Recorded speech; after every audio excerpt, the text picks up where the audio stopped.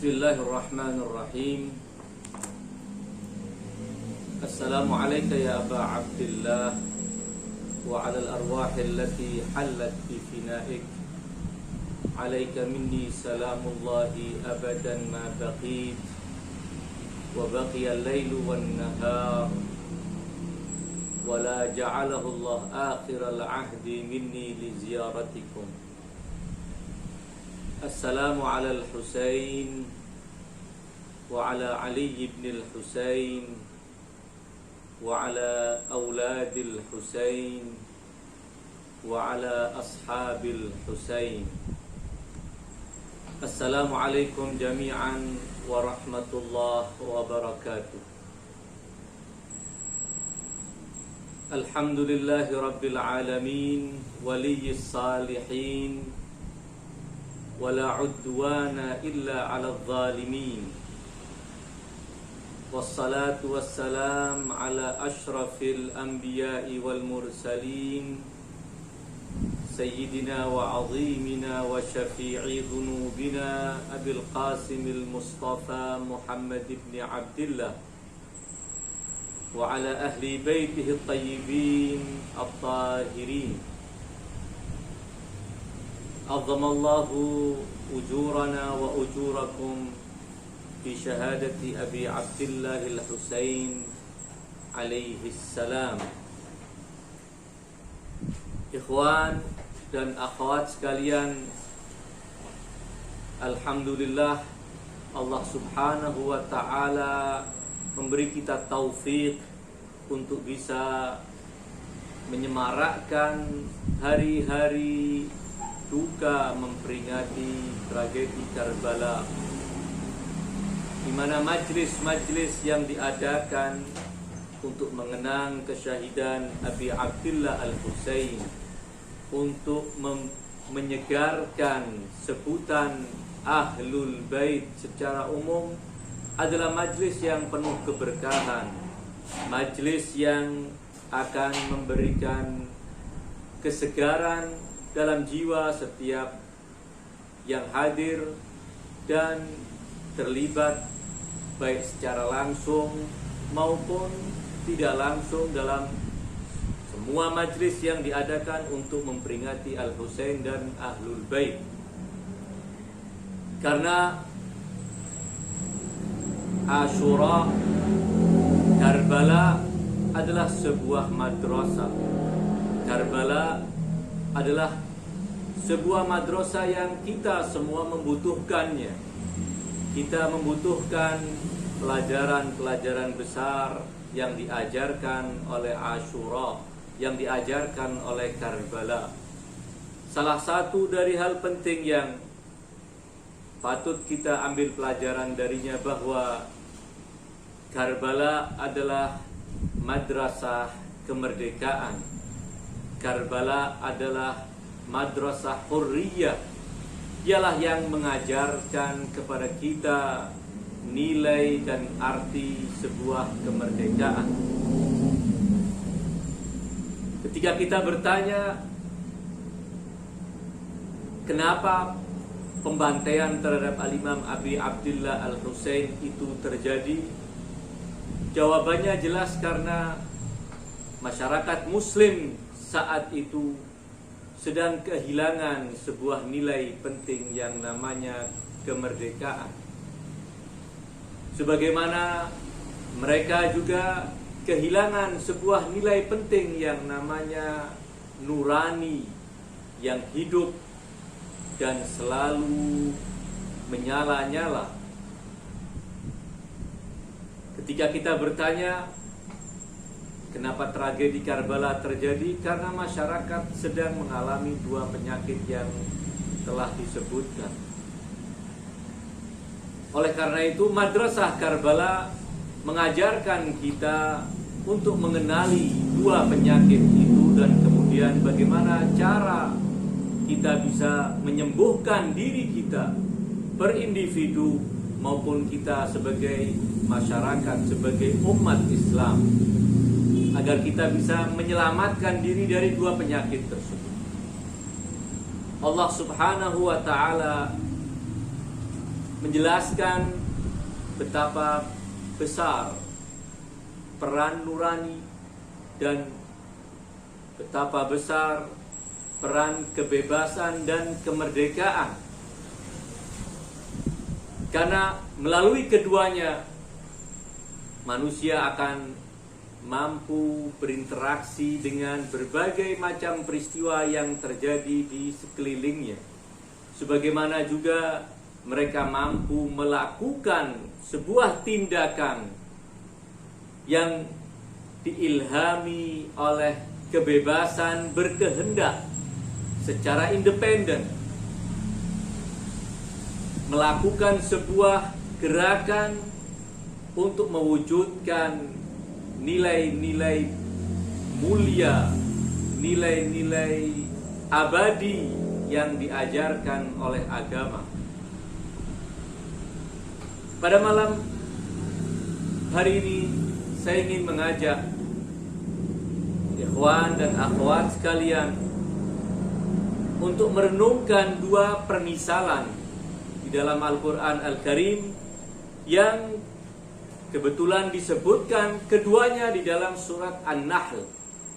Dua perumpamaan yang menggambarkan bahwa ketika nurani seorang telah mati dan ketika kebebasan berkehendak, kemerdekaan untuk bertindak sesuai dengan yang diyakini dan diimani, ketika dua hal tersebut telah terampas dari seorang, maka orang tersebut benar-benar telah berubah jati dirinya. Dia tidak lagi menjadi manusia seperti yang Allah inginkan darinya. Ia telah kehilangan nilai yang sangat mendasar dari keberadaannya sebagai manusia. Ketika dia kehilangan nurani, ketika nuraninya mati, ketika dia kehilangan kebebasan untuk berkehendak, disitulah dia benar-benar akan menjadi manusia yang buas, manusia yang tidak punya belas kasih, manusia yang akan mengabaikan semua nilai-nilai universal yang disepakati oleh umat manusia, nilai-nilai yang ditekankan dalam agama, keadilan, pembelaan kepada kaum tertindas, keengganan untuk hidup dalam ketertindasan. Semua nilai-nilai itu akan dia abaikan. Dan apabila ditambah lagi penyakit yang kedua, di mana dia terbelenggu, kebebasannya terampas, maka dia benar-benar menjadi manusia yang tidak beda dengan sebuah robot yang semua apa yang ia lakukan sesuai dengan kontrol yang dilakukan oleh orang-orang yang memprogramnya. Tidak punya kehendak, tidak punya keinginan, dan tidak punya kebebasan untuk bertindak. Itulah yang disebutkan dalam dua perumpamaan, dan tentunya ketika perumpamaan ini kita bawa kepada kondisi sebuah masyarakat, tentu juga akan menghasilkan sebuah kehidupan yang benar-benar sudah di luar kehidupan yang semestinya dijalani oleh umat manusia. Allah Subhanahu wa ta'ala berfirman dalam surat An-Nahl. Dua perumpamaan disebutkan di dalam ayat ke-74 dan ayat ke-76. Saya akan mengawali dengan ayat ke-76, di mana Allah Subhanahu wa ta'ala berfirman, wa daraballahu mathalan rajulaini ahaduhuma abkam la yaqdiru ala syai'in wa huwa kallun ala maulah Aynama yuwajjihhu la ya'ti bi khair. Hal yastawi huwa wa man ya'muru bil adli wa huwa ala siratim mustaqim. Allah mempercontohkan dua sosok manusia. Yang pertama, satu dari dua orang tersebut adalah orang yang tuli dan bisu sejak lahir. Tidak pernah mendengar apapun sehingga tidak bisa berkata-kata apapun. Abkam, la yaqdiru ala syai'. Ia tidak mampu melakukan apapun. Wa huwa kallun ala maula, dan dia menjadi beban bagi tuannya. Aynama yuwajjihhu la ya'ti bi khair. Kemanapun ia diarahkan, dia tidak pernah mendatangkan kebaikan sedikit pun. Ini contoh manusia yang model pertama. Dia tuli, dia bisu, dia tidak bisa berinteraksi dengan sekitarnya. Berbagai peristiwa tidak bisa menjadikannya terenyuh apabila peristiwa-peristiwa itu adalah peristiwa yang mengharukan. Dia tidak bisa melakukan sebuah reaksi terhadap apa yang ia sedang alami. Dan akhir dari kehidupan orang semacam demikian, dia hanya akan menjadi beban bagi tuannya. Tidak pernah mendatangkan kebaikan apapun. Ini kira-kira percontohan manusia yang hatinya telah mati, nuraninya telah mati. Apakah sama orang yang seperti ini dengan seorang yang ya'muru bil adli? Dia memerintahkan keadilan. Wa huwa ala siratin mustaqim, dan dia berada di atas jalan yang lurus. Ketika dia memerintahkan keadilan, itu menjadi bukti bahwa dia benar-benar telah memahami apa yang sedang terjadi di sekelilingnya. Dia mampu memahami bahwa ada kezaliman yang harus segera dia lawan. Ada keadilan yang harus segera ia perjuangkan. Dia adalah orang yang nuraninya hidup. Ketika menyaksikan kezaliman-kezaliman, dia akan bertindak mengarah kepada mewujudkan keadilan di tengah-tengah masyarakat. Apakah orang yang semacam demikian sama dengan orang yang model pertama? Orang model kedua ini adalah orang yang hatinya hidup, nuraninya benar-benar sehat, sehingga dia bisa memahami apa yang sedang terjadi di sekitarnya, dan dia bisa berinteraksi terhadap semua yang terjadi di sekitarnya. Ini percontohan yang pertama.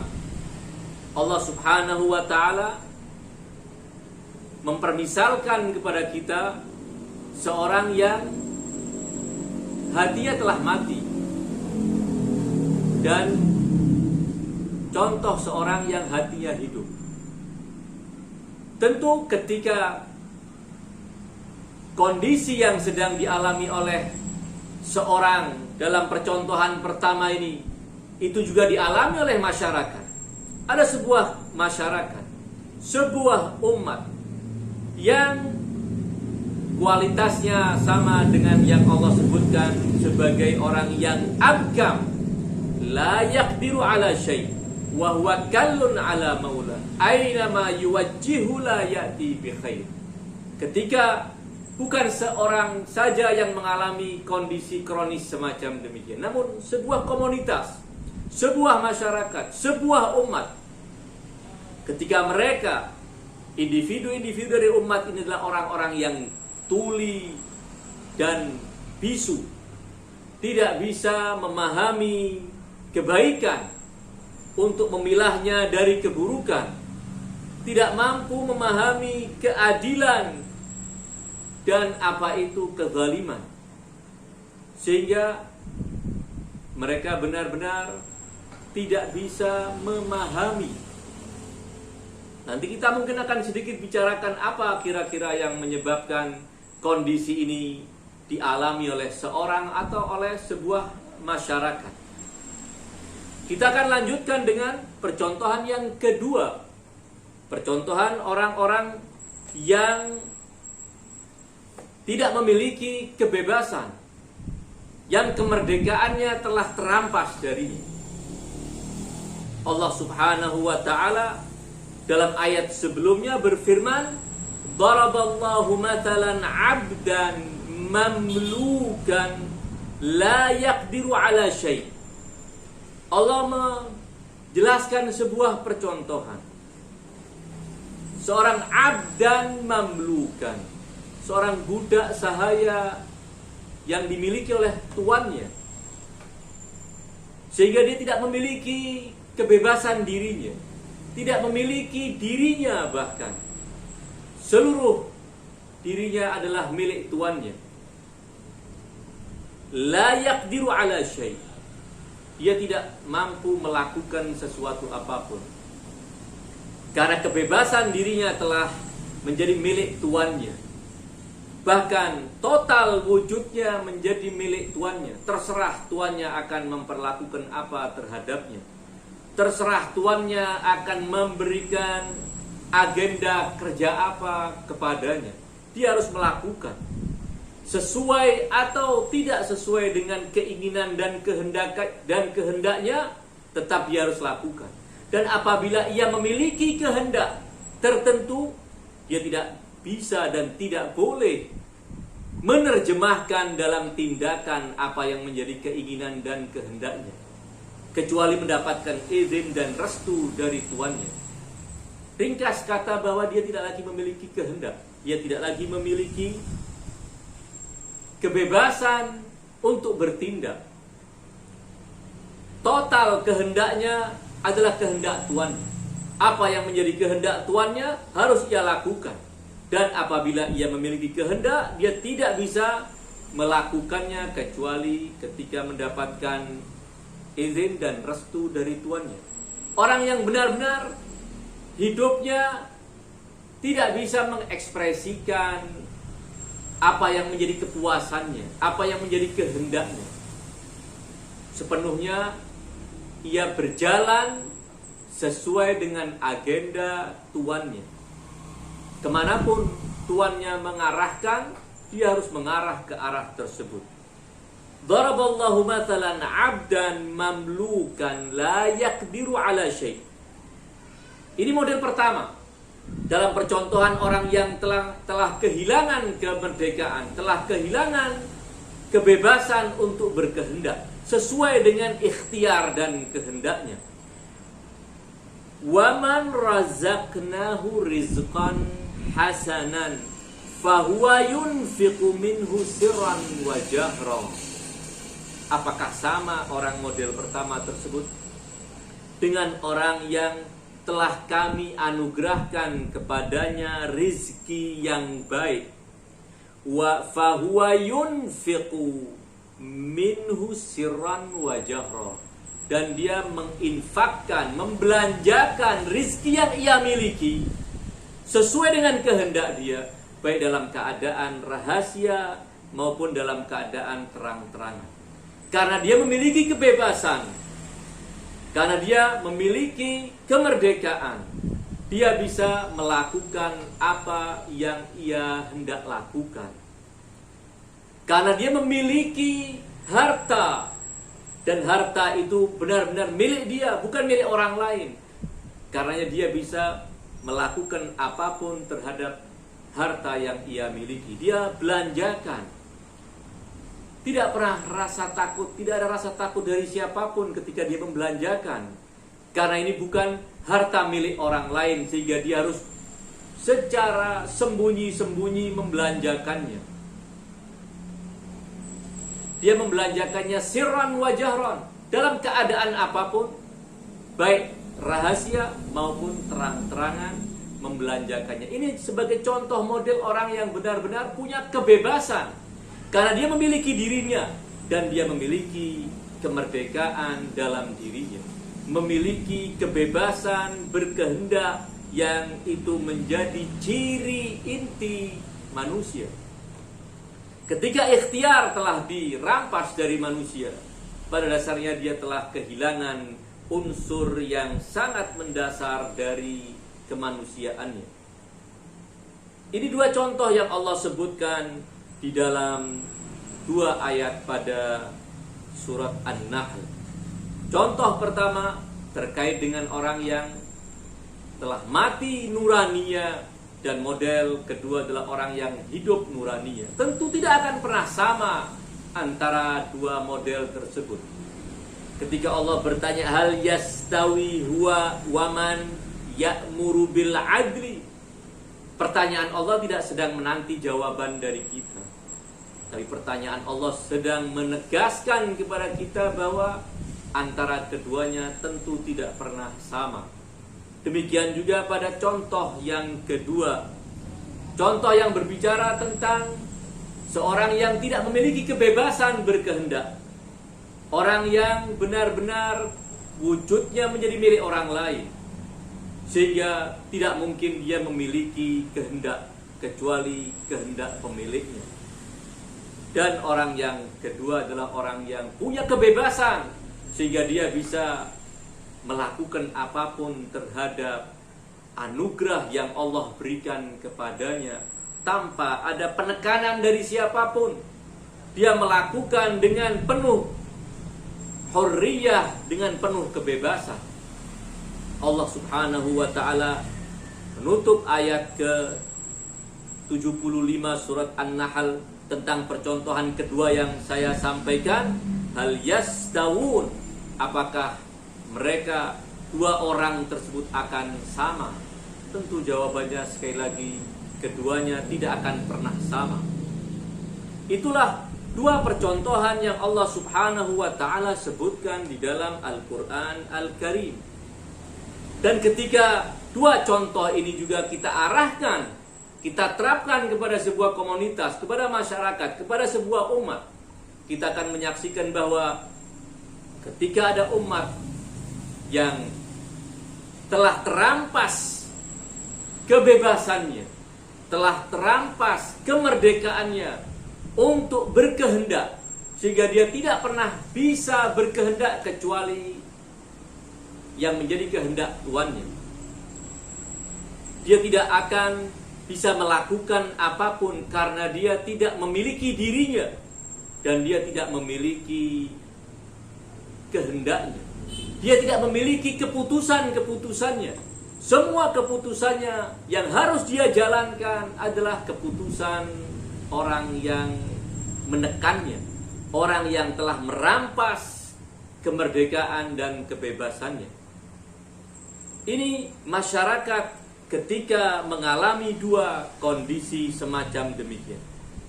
Kondisi yang disebut dalam bahasa Arab dengan mautud dhamir, matinya nurani. Itu dikarenakan tentu ketika seorang atau sebuah masyarakat mengalami kondisi di mana masyarakat benar-benar telah mati nuraninya, itu tidak akan datang secara tiba-tiba. Namun dia adalah akumulasi dari berbagai macam sebab yang juga dilakukan secara kontinu. Di antara sebab yang ingin saya sampaikan pada kesempatan malam hari ini adalah ketika sebuah masyarakat, nilai-nilai akhlak, pondasi nilai-nilai akhlak telah runtuh dalam sebuah masyarakat, maka masyarakat itu berlahan akan mengarah kepada sebuah kondisi di mana nurani mereka akan mati secara berlahan. Kondisi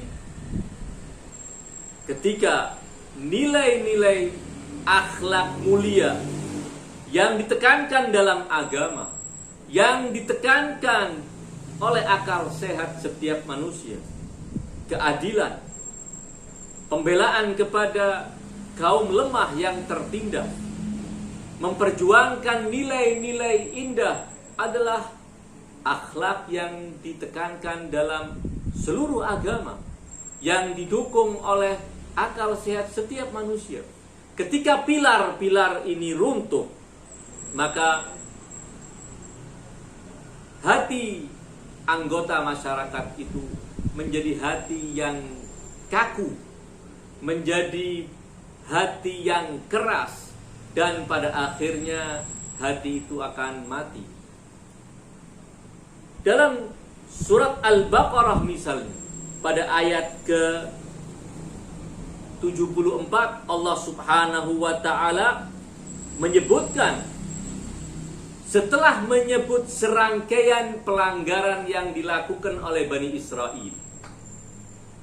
Ini menjadi penting untuk kita perhatikan sebuah catatan, bahwa ketika Allah Subhanahu wa ta'ala berfirman pada ayat ke-74, "Tsumma qasat qulubuhum min ba'di dzalika fahiya kal hijarati au ashaddu qaswah." Kemudian kata Allah, hati-hati mereka menjadi keras setelah itu. Setelah apa? Setelah berbagai pelanggaran yang Allah ceritakan dalam ayat-ayat sebelumnya. Bagaimana Bani Israel menjadikan patung anak sapi menjadi sesembahan mereka. Bagaimana bangsa Yahudi merubah-rubah firman suci Tuhan yang diturunkan kepada Nabi Musa untuk mereka.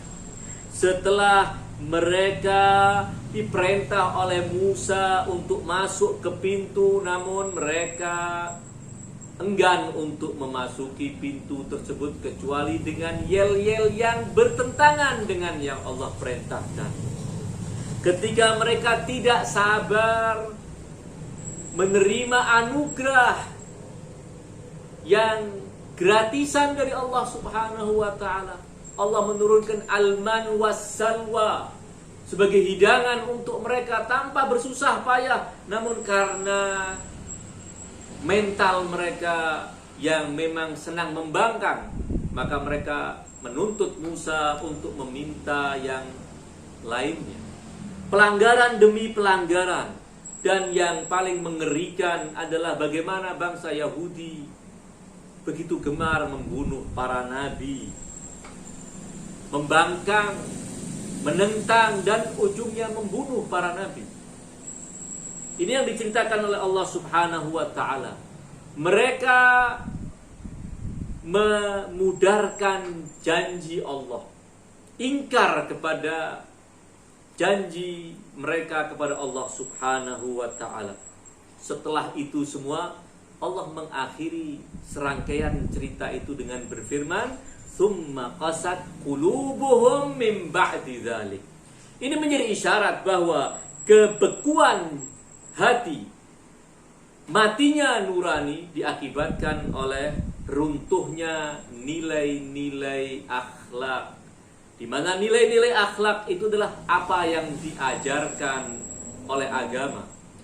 Mereka menentang syariat Allah Subhanahu wa ta'ala, maka hati mereka menjadi hati yang kaku. Tsumma qasat qulubuhum min ba'di dzalika fahiya kal hijarati au ashaddu qaswa.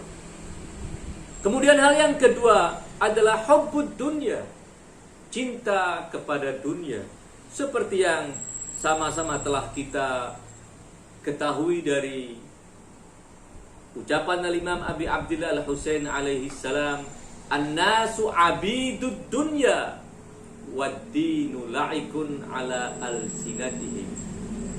Manusia pada dasarnya adalah budak dunia, penyembah dunia. Namun agama selalu menjadi penghias bibir mereka. Mereka berbicara tentang agama, madarrat ma'aishuhum, selama maslahat mereka, kehidupan mapan mereka bisa diperoleh dengan menghias bibir mereka berbicara tentang agama. Tetapi wa idza muhisu bil bala qallat bayyanu. Apabila mereka diuji dengan berbagai macam cobaan, maka sedikitlah orang yang benar-benar berpegang teguh dengan agama. Orang yang telah menjadikan hawa nafsunya sebagai panutannya, Allah akan menyesatkannya dan menjadikan hatinya tertutup. Allah Subhanahu wa ta'ala dalam surat Al-Jathiyah ayat ke-23 berfirman, "Afara'aita man ittakhadha ilahahu hawa?" Apakah engkau melihat seorang yang menjadikan hawa nafsunya sebagai Tuhannya? Wa adallahu Allahu ala ilm. Allah menyesatkannya kendati dia memiliki pengetahuan. Wa khatama ala sam'ihi wa qalbih. Allah menyegel pendengaran mereka dan hati mereka. Sekali lagi bahwa kecintaan kepada dunia tenggelam dalam mengejar syahwat dan kelezatan dunia yang terlarang, menjadikan hati berlahan menjadi hati yang kaku dan pada akhirnya wal'iyadzubillah menjadi hati yang mati. Ini terkait dengan matinya nurani dan matinya hati yang dialami oleh masyarakat. Ketika kita berbicara tentang poin kedua, bahwa hilangnya atau terampasnya kemerdekaan dan kebebasan berkehendak dari seorang atau dari sebuah masyarakat, Allah Subhanahu wa ta'ala menyebutkan bahwa orang yang telah kehilangan kemerdekaannya, tentu dia tidak akan bisa melakukan apapun kecuali apa yang diperintahkan oleh yang memerintahnya. Dia tidak lagi memiliki keputusan apapun. Apa yang kira-kira menjadikan sebuah masyarakat kehilangan kebebasannya untuk menentukan keputusan-keputusannya, untuk menjalankan apa yang menjadi ikhtiar dan kehendaknya? Tentu banyak yang mungkin menjadi faktor yang memunculkan kondisi di tengah-tengah masyarakat semacam demikian. Di antaranya adalah kondisi penindasan yang begitu kejam dan berkesinambungan. Ada teror yang dilakukan kepada masyarakat oleh para penguasa yang zalim. Allah Subhanahu wa ta'ala mencontohkan di dalam Al-Quran Al-Karim dengan Fir'aun dan masyarakat Bani Israel yang hidup dalam kungkungan penindasan Fir'aun.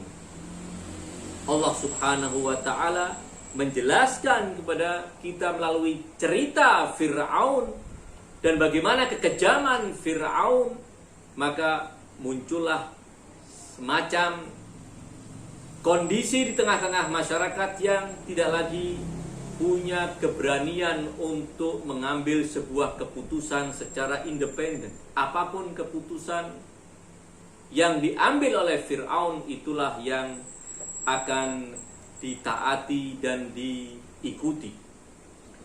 Apa ketika sebuah masyarakat menghadapi atau mengalami kondisi yang dialami oleh Bani Israel di masa Fir'aun, maka Allah Subhanahu wa ta'ala melalui Nabi Allah Musa mengajarkan kepada umat bahwa dalam menghadapi tekanan, dalam menghadapi intimidasi, dalam menghadapi teror, dalam menghadapi kebengisan para penguasa, maka Allah Subhanahu wa ta'ala menceritakan kepada kita melalui kisah Musa, bagaimana Musa mendidik masyarakat Bani Israel dengan ucapannya yang diabadikan dalam Al-Quran. Qala Musa liqaumihi ista'inu billahi wasbiru. Mohonlah pertolongan kepada Allah dan bersabarlah. Tidak ada jalan di hadapan kebengisan para penguasa yang zalim seperti Fir'aun kecuali memohon bantuan kepada Allah dan bersabar. Ada keteguhan, ada keuletan ada kegigihan, ada kesabaran. Itulah kira-kira dua kondisi yang diceritakan dalam dua percontohan dan beberapa ayat yang telah saya bacakan.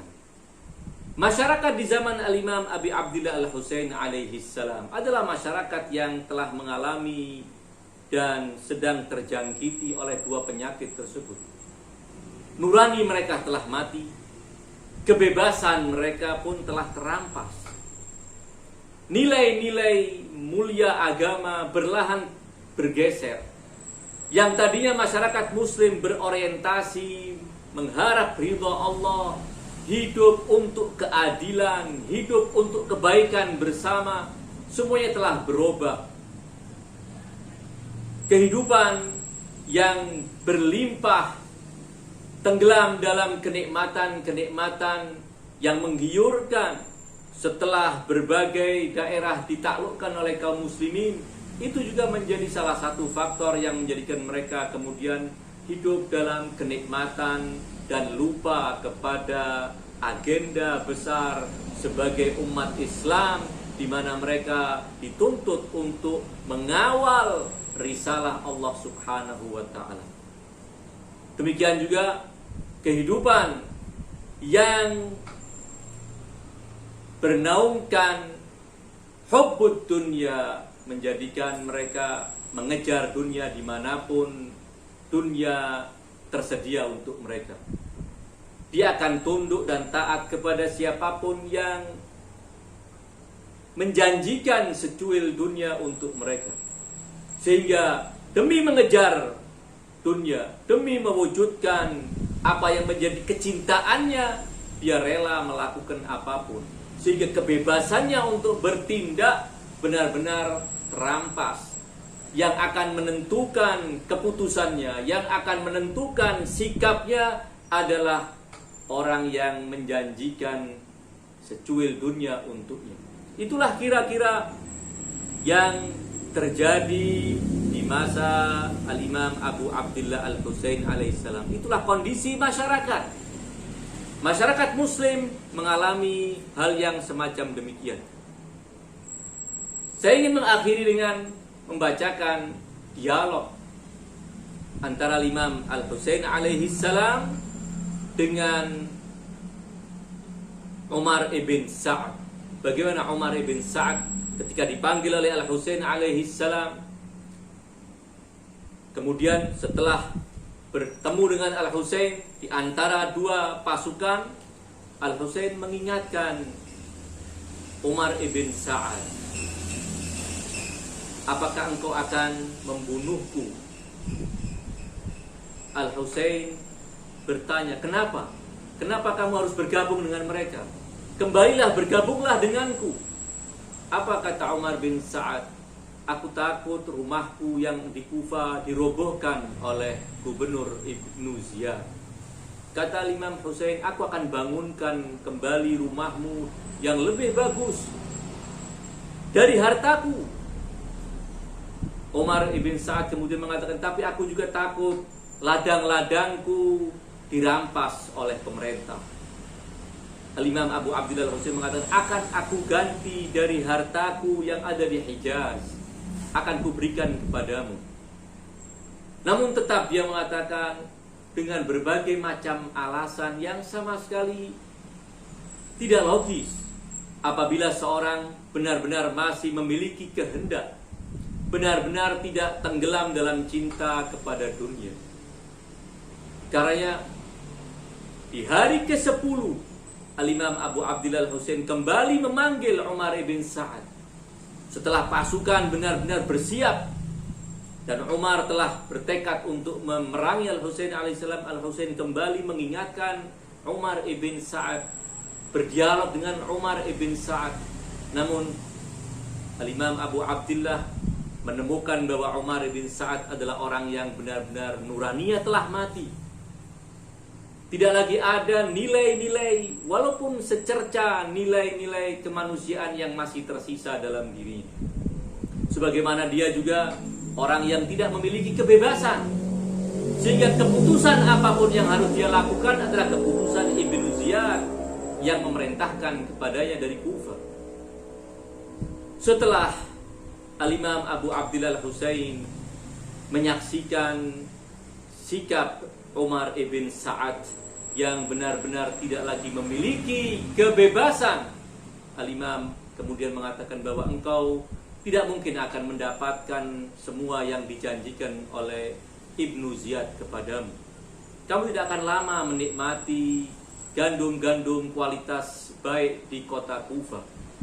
Umar sambil meninggalkan Al-Husain mengucapkan dengan nada mengejek, menikmati gandum murahan pun itu sudah cukup bagi.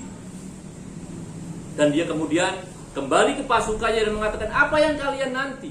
Serang Al-Husain.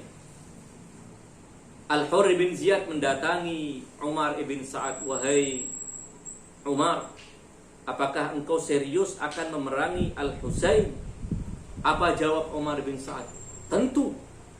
Peperangan yang paling ringan, kepala-kepala akan berjatuhan di padang Karbala dan tangan-tangan akan berterbangan ke angkasa. Peperangan yang dahsyat yang akan aku lakukan sesuai dengan perintah Ubaidillah ibn Ziyad.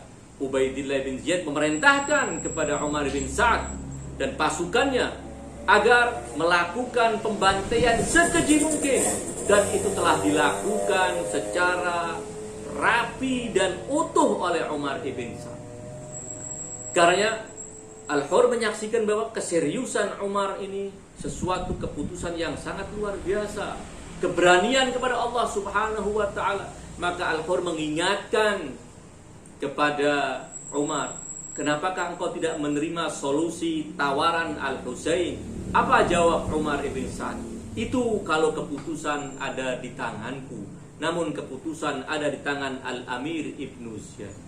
Menyaksikan yang demikian, kembalilah rasa keimanan kepada Al-Hurr ibn Yazid Ar-Riyahi.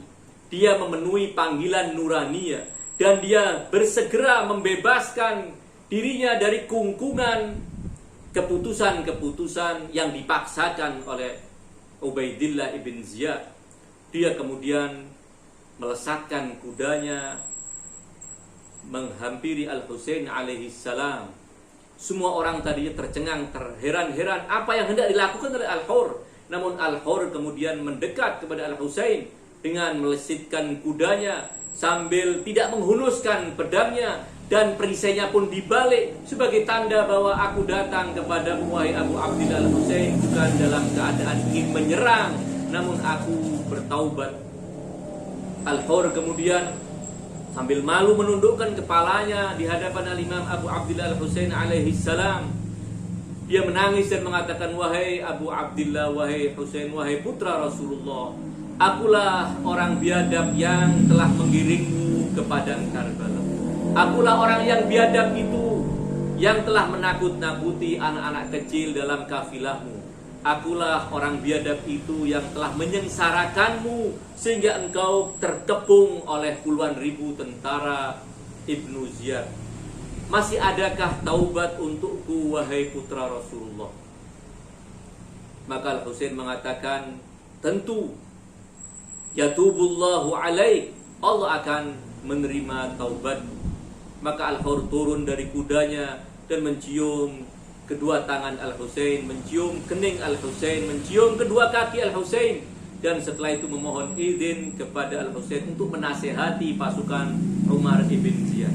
Inilah contoh manusia yang memiliki nurani, contoh manusia yang masih memiliki kemerdekaan, kebebasan untuk menentukan sikapnya, bukan pihak lain yang menentukan sikapnya. Umar ibn Sa'ad adalah contoh dari tokoh masyarakat, dan pasukannya adalah contoh dari masyarakat, dari rakyat kecil yang benar-benar telah kehilangan nurani dan telah kehilangan kebebasan dalam menentukan sikap dan keputusan. Sementara Al-Hurr ibn Yazid Ar-Riyahi, walaupun sebelumnya bergabung dengan mereka, namun dia masih memiliki keimanan. Ada penghormatan kepada Al-Husain yang ia tampakkan sejak awal, dan itulah yang menjadi modal dia, cahaya nuraninya kemudian bersinar dan semangat untuk melepas diri dari belenggu kungkungan Ubaidillah ibn Ziyad, benar-benar telah membebaskannya dari keperbudakan. Jadi sekali lagi bahwa Asyura adalah madrasah yang mengajarkan kemerdekaan, mengajarkan kebebasan, mengajarkan bagaimana kita benar-benar menjadi hamba Allah Subhanahu wa ta'ala dan hanya akan menaati keputusan-keputusan Allah Subhanahu wa ta'ala. Mudah-mudahan keterangan pada malam hari ini bisa bermanfaat untuk saya sendiri khususnya dan para pemirsa semua. Wassallallahu ala khairi khalqihi ajma'in, Muhammadin wa alihi tayyibin at-tahirin. Wassalamualaikum warahmatullahi wabarakatuh.